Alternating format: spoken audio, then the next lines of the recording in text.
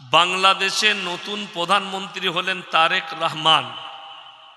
আলহামদুলিল্লাহ, আল্লাহ তাকে জিতিয়েছে এবং মানুষ তাকে ভোট দিয়ে জিতিয়েছে। আমি চাইব বাংলাদেশ যেন শান্তির সঙ্গে চলে, সুষ্ঠুভাবে চলে, এবং খাস করে আমার দোয়া ভারতের সাথে যেন সুসম্পর্ক হয়, ভারতের সাথে যেন এদের সুসম্পর্ক হয়, এই দোয়া রইল। এবং সরকারকে অনুরোধ যে আপনি দেশকে শান্তির সঙ্গে চালান। আমাদের দোয়া আপনার জন্যে। আপনার মা যান চলে গেছেন, তারেক রহমান ভাইয়ের মা, উনি দুনিয়া ছেড়ে চলে গেছেন, খালেদা জিয়া। আল্লাহ উনার সমস্ত জীবনিক পাপকে ক্ষমা করে আল্লাহ উনাকে জান্নাত নসিব করুক, বলুন আমিন। আর তারেক রহমান ভাইকে আমার আন্তরিক শুভেচ্ছা, ভালোবাসা, এবং যেন ভারতের সাথে সুসম্পর্ক হয় সেই দিকে খেয়াল অবশ্যই রাখবেন। বাংলাদেশে নতুন ভোট হওয়ায় প্রচুর আলেম ও সৎ লোক অসৎ লোক জিতে গিয়েছে, এই বিষয়ে কিছু বলুন। হ্যাঁ, এরপর বললে গায়ে লাগবে। আমি ইয়াসিন যদি আপনাদের এলাকায় দাঁড়াই, আমাকে নামাজিরাই ভোট দিবে, মাতাল গাঁজাখোররা ভোট দিবে না। দিবে কেন দিবে না?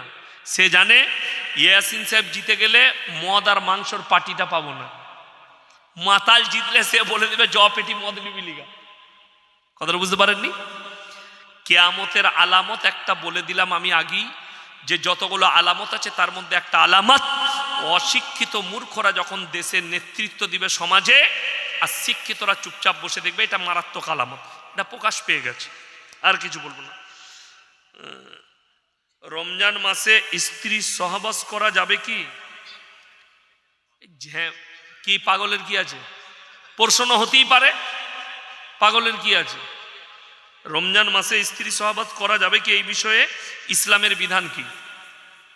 আমরা অনেকে মনে করি, বিশেষ করে আমাদের অনেক মা বোনেরা, রমজান মাস এলে স্বামীকে বলে কাছে শোয়া যাবে না, দূরে শো।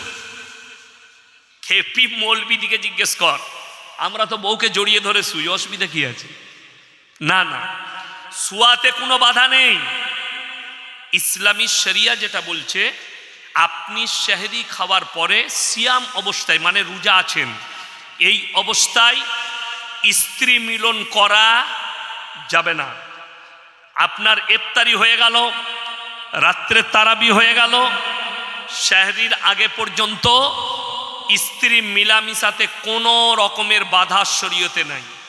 আপনি মিলামিশা করবেন, সেহরির আগে ফরজ গোসল করে নিয়ে সেহরি খাবেন। আর যদি কেউ দেখে যে আমার টাইম হয়ে গেছে, চোখ লেগে গিয়েছিল, তখন উজু করে সেহরি খাবে, গোসল করে নিবে, তারপরে ফজরের নামাজ পড়বে। কথা বুঝে এলো?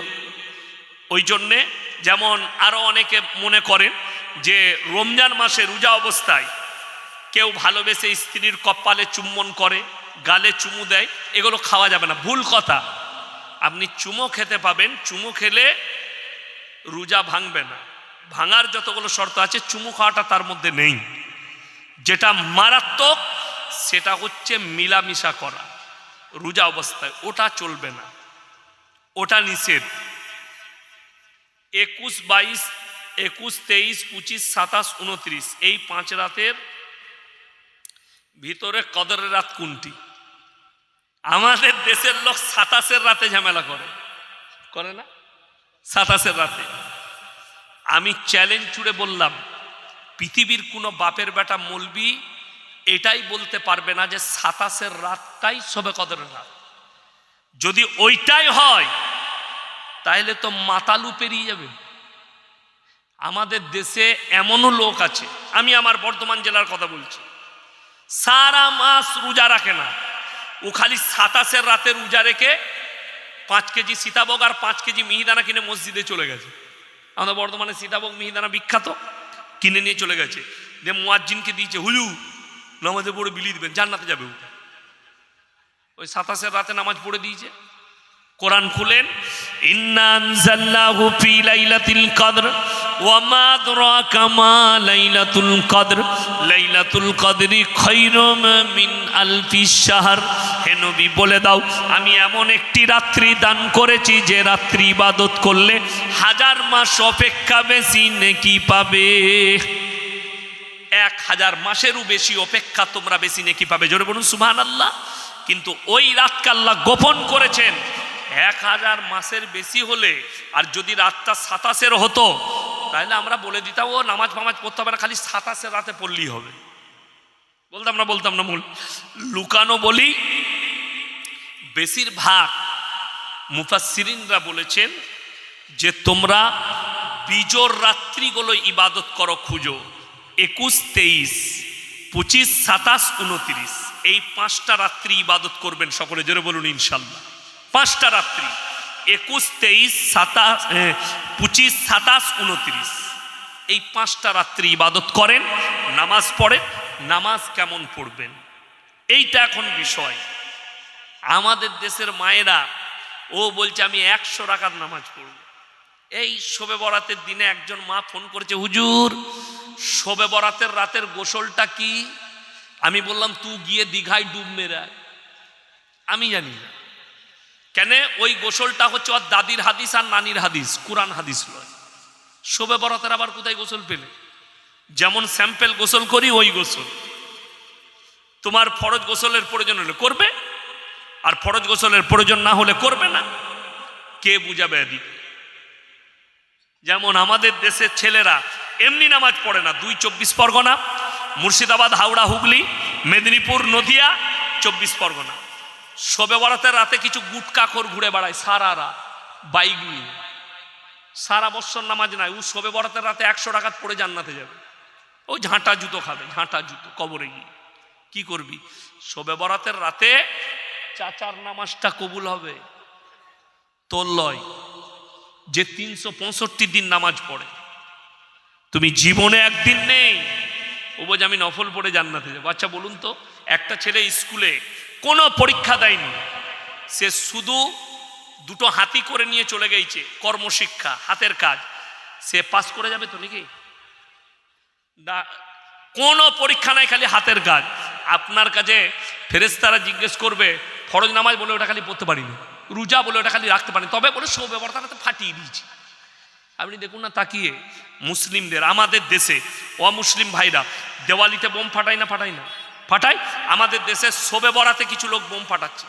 দাদরা দাদিরা পুতাদের হাতে টাকা দিয়ে দিয়েছে, যা বোম ফাটাকা। গায়ে মনে হচ্ছে যেন চলছে, যুদ্ধ চলছে। পুলিশরাও ফেড়ে পড়ে গিয়েছে। এ পার্টির মারামারি না শবে বরাতের মারামারি? ঝামেলার শেষ নাই। কেউ বলে দেখতো হাদিসে কোথায় বোম ফাটানো আছে শবে বরাতে? নাই। কার? ওর বাপ দাদর আমল, আর দাদির হাদিস, ওর নানির হাদিস। বোম ফাটা শবে বরাতে গোটা ঘরে মোমবাতি জ্বালাচ্ছে। কেন? বলে তোর দাদু এলে হোঁজটকে, তার কবরে কি হচ্ছে তা ঠিক নাই, তোর হালুয়া রুটি খেতে হবে। কে বুঝাবে এদিকে? দুঃখের বিষয়, কেউ কেউ বলছে আরে ইয়াসিন সাহেব বলেছে হালুয়া রুটি খাওয়া হারাম। কোথায় বলেছি দেখান তো? কে বললে হালুয়া রুটি? আমি নিজে হালুয়া রুটি খাই। কে বলে খাই না? আমি বোম্বেতে গেলে মাহিমে যাই স্পেশাল করে হালুয়ার পরাঠা খেতে। মাহিম, সেখানে খিচড়া পাওয়া যায়, হালুয়ার পরাঠা, আর সেখানে বাবা ফালুদা পাওয়া যায়। আমি স্পেশাল করে গাড়ি ভাড়া করে খেতে যাই ওখানে। আর আমি হারাম বলতে যাবো কেন? হ্যাঁ, কিন্তু খালা যদি বলে শবে বরাতেই হালুয়া রুটি করতে হবে, বেদাত। কে বললে যে করতেই হবে নাইলে গুনাহ হবে? কোন বাপের বেটা মৌলবি বলছে তাকে স্টেজে নিয়ে আসুন তো দেখি যে শবে বরাতে হালুয়া রুটি না করলে গুনাহ হবে। তোমার মন গেছে তুমি শবে বরাতে খাও, তারপরের দিন খাও, পুরো মাস খাও, রোজার মাস আসছে করে খাও, কোনো অসুবিধা নাই। আমি সুজির হালুয়া খুব পছন্দ করি। এই রমজান মাস আসছে, কালকে আমি 500 সুজি কিনে নিয়ে এসেছি। প্রথম দিনে আমাকে একটু ইফতারিতে সুজি করে দিবে, তো অসুবিধা কি আছে? সুজির হালুয়া খেতে কোনো অসুবিধা নাই। পায়েস কে বললে খাই না? খাই। আমার ভাই শুনে যান, কোন ব্যক্তি যদি ফরজ রোজা বিনা কারণে ছেড়ে দেয়, সারা জিন্দগি রোজা রাখলে একটা রোজার মাসুল দিতে পারে। আমরা ফরজ রোজার গুরুত্ব দিই না, নফল নিয়ে মারামারি করি। কে বুঝাবে সমাজকে? মায়েদের হাদিস শুনবেন না, ফেরে পড়বেন। তারাবির নামাজ না পড়লে রোজা হবে কি? এইটা অনেক জনার গুরুত্বপূর্ণ প্রশ্ন। অনেক মেয়েরা ফতোয়া দিয়ে থাকে পাড়ায়, অনেক মহিলারা ফতোয়া দেয় না তারাবির নামাজ না পড়লে বোন রোজা হবে না। দ্যাট বোকা। তারাবির সঙ্গে রোজার কোনো সম্পর্ক নেই। তারাবি হচ্ছে সুন্নাত। তারাবি কি? সুন্নাত। রোজা কি? ফরজ। তাহলে তারাবি দুটো আলাদা হলো না? এক আলাদা। তারাবি পড়েননি, আপনি নেকি থেকে বঞ্চিত হয়ে গেলেন, গুনাহ হবে। কিন্তু রোজা হবে না, এই ফতোয়া ভুল। রোজা অবশ্যই রাখবেন। যেমন আপনাকে বলে দিই, বিসমিল্লাহ, আমরা সফরে থাকি, রমজান মাসে আদায় করি, বেশিরভাগ দিন আদায় যায়। পয়লা রমজান থেকে আদায় করব মাদ্রাসা। অনেক সময় আমাদের তারাবি ছেড়ে যায়। মানে রাস্তায় আছি, হাওড়ায় আদায় করতে গেছি, রাত 12টা 1টা বেজে গেল বাড়ি ঢুকতে। মুর্শিদাবাদ গেছি, আদায় করে বাড়ি ফিরতে রাত 2টো বেজে গেল। তখন দেখা গেল সেহরির ওয়াক্ত হয়ে গেছে। তাহাজ্জুদের নামাজ পড়ে সেহরি খেয়ে নিলাম, দিয়ে আমার রোজা হবে না? কে বললো রোজা হবে না? খালি একটা সুন্নত ছাড়া গেল, রোজার সাথে আর কোনো সম্পর্ক নেই। ওই জন্যে তারাবি পড়া সুন্নাত, তারাবি অবশ্যই পড়বেন। আর যদি কেউ কোনো মহিলা বলে তারাবি পড়তে পারিনি, তারাবি পড়তে পারিনি যার কারণে রোজা হবে না, এই ফতোয়া কোনো মা দিবেন না। আর বিশেষ করে মায়েদিকে বলছি, নিজে থেকে বানিয়ে কোনো ফতোয়া দিবেন না। আমি এক জায়গায় গিয়েছিলাম জলসায়, সেখানে একদল মহিলা তারা বাড়িতে বাড়িতে গিয়ে লোককে দিন শিক্ষা দিচ্ছে।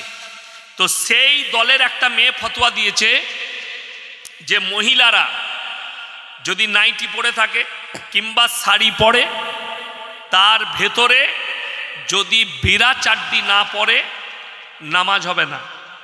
আমি বললাম এই ফতোয়া রং।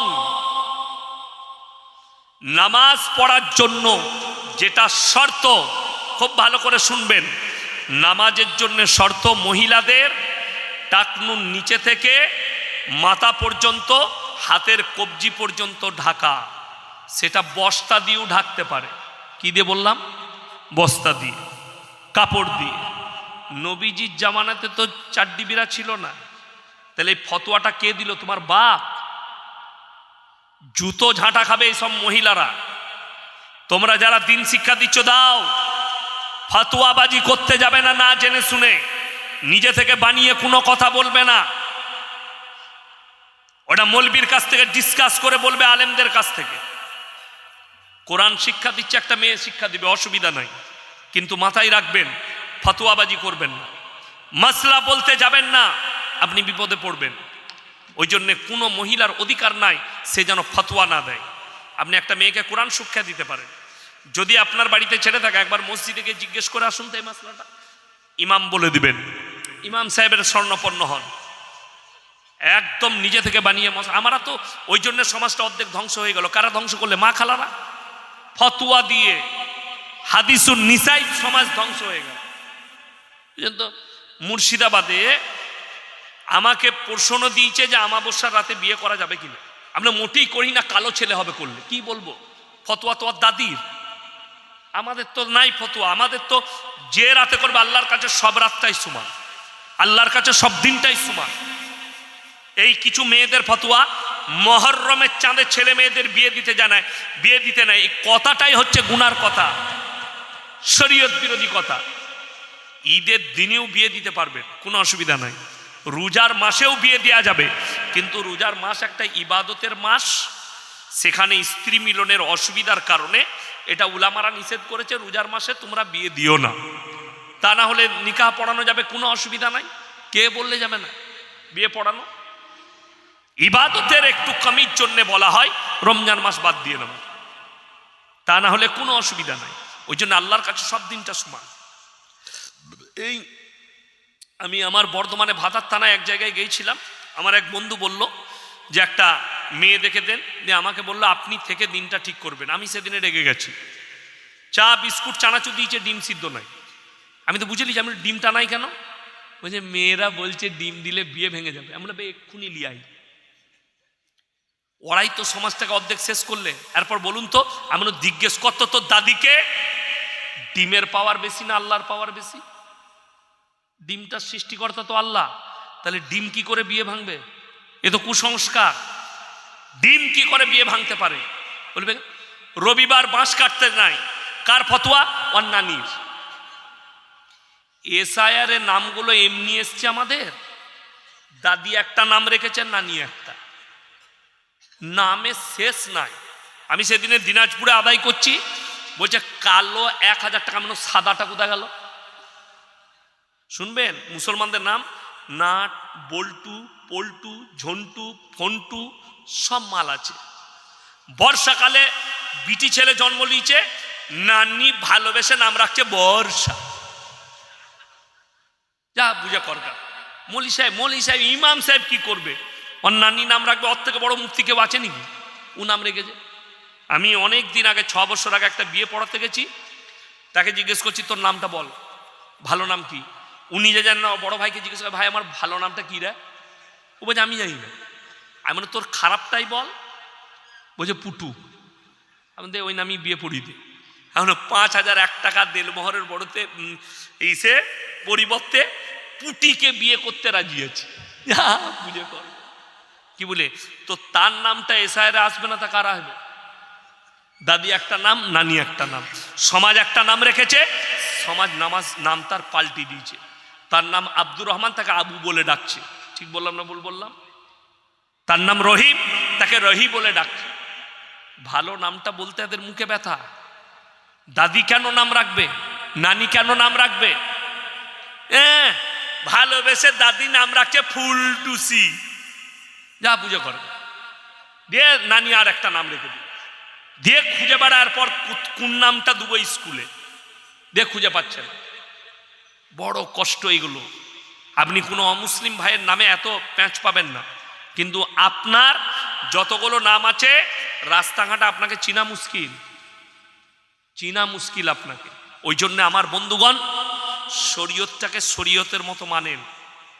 মন চাই জিন্দগির নাম ইসলাম নয়, রব চাই জিন্দগির নাম ইসলাম।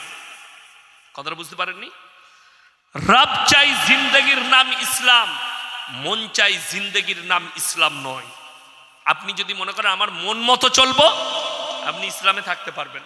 আর যারা মনে করছেন নামাজ, রোজা, কলমা, হজ, যাকাত এর মধ্যে ইসলাম, না, এর মধ্যে সীমিত নয়।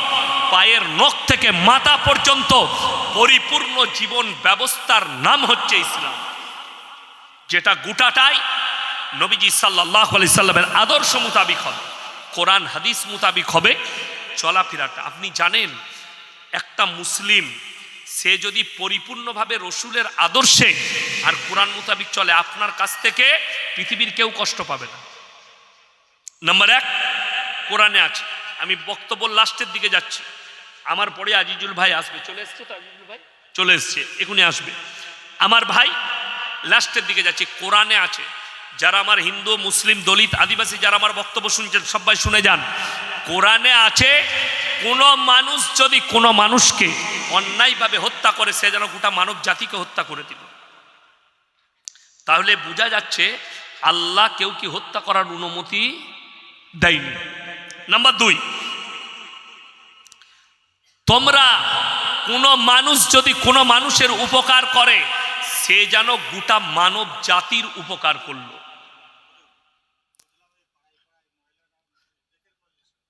আমার ভাই, আচ্ছা ঠিক আছে বলে দিচ্ছি। তো আমি অনেক দিন আগে, আমি যখন জলসা করে যাই, আমার এলাকার হোটেলে দাঁড়িয়ে একটা হোটেলে চা খেতাম। একটা লোহারদের ছেলে, তার নাম হচ্ছে বাবু লোহার, সে আমাকে চা দিত। তাকে আমি একদিন জিজ্ঞেস করলাম ক টাকা বেতন পাও? বললে স্যার আমি 100 টাকা পাই। আমি বললাম মাত্র 100? কটা ডিউটি? বলে সন্ধ্যে 6টা থেকে সকাল 6টা। আমি বলে এত কম বেতন? বলে আমার বাবা অসুস্থ, আমার মা অসুস্থ, আমার একটা বোনের বিয়ে দিতে হবে। আমরা কত দূর পড়াশোনা করেছো? বলে স্যার আমি বিএ পাস। আমি কষ্ট পেলাম, আমার থেকেও বেশি পড়াশোনা, তুমি আমার চা বোয়াচ্ছ। আমরা ভালো কাজ করবে? বলে স্যার কোথায়? আমরা মুম্বাই যাও, 15,000 টাকা বেতন পাবে, খালি সুতো কাটবে বসে ইজ্জতের সঙ্গে, খাওয়া দাওয়া ফ্রি। বলে স্যার আপনি পাঠিয়ে দেন। তাকে পাঠিয়েছে, আমার মনেও ছিল না। 4-5 বছর ছিল সেখানে, কাজ করেছে, তার বোনের বিয়ে হয়ে গেছে। আমি এই কবে মুম্বাই গিয়েছিলাম জানুয়ারিতে, আমার কাছে ফোন এসছে ওই ছেলেটা। আমি তার গলা শুনে বুঝতে পেরেছি। আমি বলে রে বাবু বলছিস? হ্যাঁ স্যার আমি বলছি। কোথায় আছিস? বলে পুরুলিয়া ডিস্ট্রিক্টে একটা আশ্রমে কাজ করি স্যার। আমি বললাম আমাকে মনে আছে? বলছে স্যার আপনাকে মৃত্যুকাল পর্যন্ত ভুলতে পারবো না, আপনি যে আমার উপকার করেছেন। আমি বললাম ওর বদলা আমাকে আল্লাহ দিবে। আমি তার ধর্ম দেখিনি, তার জাত দেখিনি। কেন? আল্লাহ রসুলের হাদিস, তোমার বাড়ির পাশে কে বসবাস করছে দেখো না, সে হিন্দু হোক, সে দলিত হোক, সে আদিবাসী হোক, সে খ্রিস্টান হোক, ক্ষুধার্ত হলে খাবার দাও, বস্ত্রহীন হলে বস্ত্র দাও, বিপদে পড়লে পাশে দাঁড়াও। দেখো না কোন জাতির। কলকাতায় ফেলেমিন হসপিটাল আছে, ফেলেমিন হসপিটাল। একবারই তপসিয়ায় আমার বন্ধু সেখানে একটা ফ্লোরে থাকে, মুমতাজ ভাই, রায়না থানায় বাড়ি, বর্ধমান। আমার বুদবুদে, আমার এলাকায় বুদবুদ থানায় একটা ভদ্র মহিলা তার নার্সিংহোমে কাজ করে, তার মেয়ের বিয়ে। আমাকে হঠাৎ রাত্রে ফোন করছে, স্যার ইয়াসিন ভাই ওর আমার এখানে কাজ করে, ওর মেয়ের বিয়ে বুদবুদে, তো আপনি একটু ওর মাংসের ব্যবস্থা করে দেন না, ওর এক আত্মীয় দেবো বলেছিল, এখন বলছে সে ফোনই তুলছে না। আমি বললাম কতটা মাংস লাগবে? 50 কিলো। আমি বললাম সকালে তার বাড়িতে পৌঁছে যাবে, নম্বর দিয়ে দেন। আমি জিজ্ঞেস করিনি তার ধর্মটা কি, জিজ্ঞেস করিনি তার জাতটা কি। এটাই আমার রসুল শিক্ষা দিয়েছেন। রাস্তায় যদি কেউ কি বিপদে দেখো, তার পাশে দাঁড়াও, তার ধর্ম নয়, সে যেই হোক তার পাশে দাঁড়িয়ে উদ্ধার করো। এইটাই তো ইসলাম। তাহলে যে ইসলাম, যে নবীজি বলে গেল যে ক্ষুধার্তকে খাবার দাও, বস্ত্রহীনকে বস্ত্র দাও, বিপদে পড়লে পাশে দাঁড়াও, তাহলে কোনো নেমোখারাম, কোনো অশিক্ষিত মূর্খ বলছে ইসলাম লোককে মার্ডার করতে বলেছে অন্য ধর্মের মানুষকে, আর তার কথা আপনারা মেনে নিচ্ছেন? তার বাপের হিম্মত হয়নি। আমাদের সাথে বসো। 100টা মৌলবি ইনভাইট করেছে, 100টা মৌলবি। আমি নিজে ইনভাইট করেছি যে আপনার থানায় আপনি বসতে চাইলে আপনি বসুন, আপনি প্রশাসনকে ঠিক করুন, থানায় বসবো। লোক আপনার বেশি থাকবে, আমার কম থাকবে। আমার 50টা ইউটিউবার থাকবে, তোমার 50টা চ্যানেলওয়ালা থাকবে। ডাইরেক্ট কথা হবে। তুমি বলেছ 27টা শয়তান মেলে কোরআন লিখেছে, আর আমি প্রমাণ করাবো যে না, এটা খুদ আল্লাহ তাআলা অবতীর্ণ করেছেন। এবং নবীজি সাল্লাল্লাহু আলাইহি সাল্লাম, তার কাছে ওহী আসতো, পাশে সাহাবীরা বসে লিখতেন। এটাকে যিনি একত্রিত করেছেন কোনো শয়তানে নয়, তোমার মতো ইবলিসের বাচ্চা নয়, তোমার মতো হারামের আওলাদ নয়, তিনি হচ্ছেন হযরতে উসমান গনি রাদিয়াল্লাহু তাআলা আনহু। তিনি একত্রিত করেছেন সাহাবীদের কাছ থেকে নিয়ে। তাইলে বসো, উনি বসতে পারছেন না, জানি না কেন। তাহলে আমি বলেছি আপনি প্রমাণ দিয়ে দিলে আমি সনাতন ধর্ম কবুল করে নেব, আর না পারলে তোমাকে আমি যা খাওয়াবো সেটা তোমাকে খেতে হবে। এবং কি খাওয়াবো তুমি চিন্তা করো, ভুনা ভুনা খাইয়ে দেবো আমি, তুমি বুঝে নিবে। ওই জন্য কেউ কি গালি দিও না। আমি প্রায় জলসাই বলি, কারু দেবদেবীকে গালি দিবেন না, কারু ধর্মকে গালি দিবেন না। একজন হিন্দু ভাই যদি নবীকে গালি দেয়, তার জন্য গোটা কমিউনিটি দায়ী নয়, গোটা হিন্দু জগৎ ভাইরা দায়ী নয়। ইসলাম এটা শিক্ষা দেয়নি।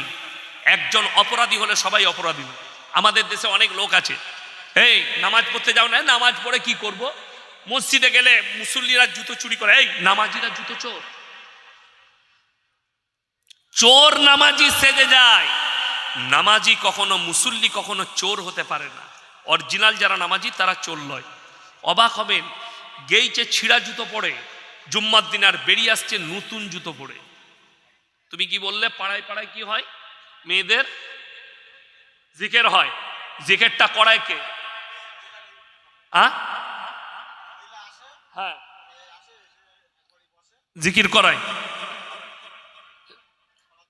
একটা কথা শুনেলেন, 24 পরগনায়, নদিয়ায় অনেক জায়গায় হয়। মেয়ে শিল্পী নিয়ে গজল বলা, মেয়েদের গলার আওয়াজটাকেও হাদিসে পর্দা বলা হয়েছে। কিসের আওয়াজটাকে বললাম? গলার আওয়াজ, পর্দা। পায়েতে ঘুঙুর পরতে নাই, কেন জানেন?